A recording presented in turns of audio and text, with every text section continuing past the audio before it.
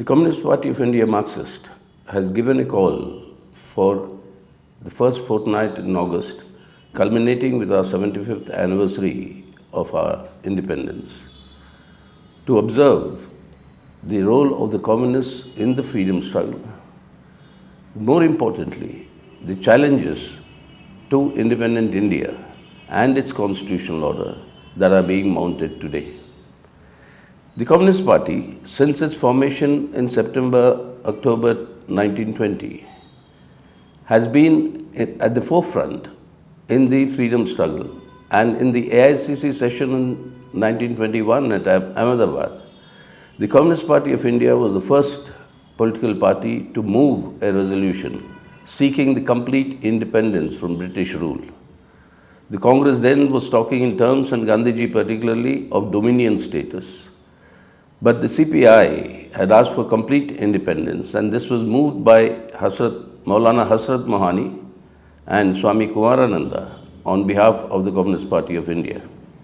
It wasn't accepted then. It was accepted only in 1929 finally, when the Purna Swaraj slogan came.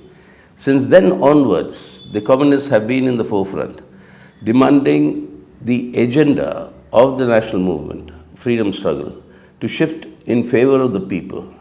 What is required, and we still maintain that, is not merely political independence from the British, but it is the economic independence also for every Indian, which means that increasingly we will have to move towards a socialist order.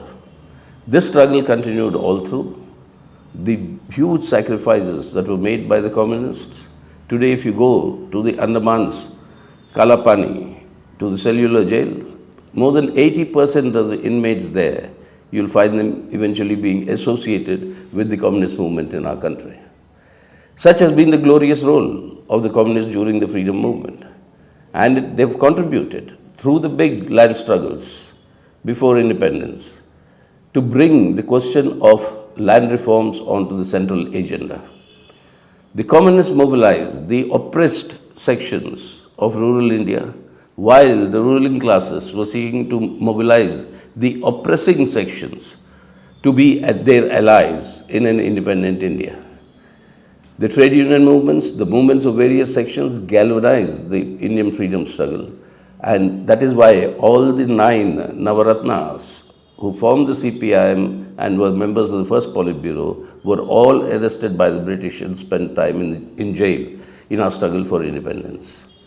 But then what we see today, 75 years later, is that those values for which an independent India was fought for, was built on the basis of foundations of the Constitution of India, all of them are being very perilously threatened today. It is this independence of India that is in peril today. We all have to rise together to defend it with all our might. Every single foundational pillar of our Constitution is under assault. It is economic sovereignty, whether it is social justice, whether it is federalism and center-state relations, or whether it is on the question of our moving towards an egalitarian order. And this social justice, moving towards social justice, all these aspects today are under severe strain because of the policies that are being pursued by the government of the day. And along with this, every single institution under the Constitution, every single independent institution, beginning from the Parliament, you're seeing how members of Parliament are suspended by the whim and fancy of the government. You're seeing how the judiciary is still not listening to cases challenging the validity of many of the laws, like the Citizenship Amendment Act, or the abrogation of Article 370, or on the question of electoral bonds. All of them are lying pending for years now.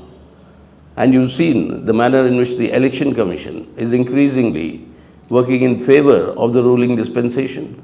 And of course, the ED and the CBI have become the handmaidens or the political fronts of the ruling party in power. This is mounting a severe assault on the democratic rights and civil liberties of our people, Any dissent against this government is treated as anti-national. The number of UAPA cases, the number of sedition cases have all grown in an exponential manner. When the conviction rate remains a mere 2%, it is this process of keeping people in jail for years without even framing a charge sheet, like it is happening with the Bhima Koregaon case convicts, so-called convicts, detainees on trumped-up charges, but no charge sheet yet. So these sort of attacks on civil liberties and democratic rights are actually destroying the foundations of our civil society. And with the control over the media and the social media, the campaigns of hate and violence, of deepening communal polarization, with bulldozer politics, with identifying and trying to seek and isolating a particular religious community, with growing Islamophobia in the country, this is actually destroying the very social fabric which built India, which brought India its freedom, and all this is under danger today. This has to be defended. This has to be safeguarded. We have to save India today in order to change India for the better, for all our people. All our people, whether they belong to different religions, different castes, different regions, different languages, all of us together form what we call India. And it is this India that has to be saved, this India that has to be consolidated, and this India that has to move towards a brighter future. The choice today is to take India back in this 75th year of independence into the morass and darkness of our past or into the brightness of our future. We owe it to our generation, this generation, to take it to the brightness of the future, and that is what the CPIM is committed for.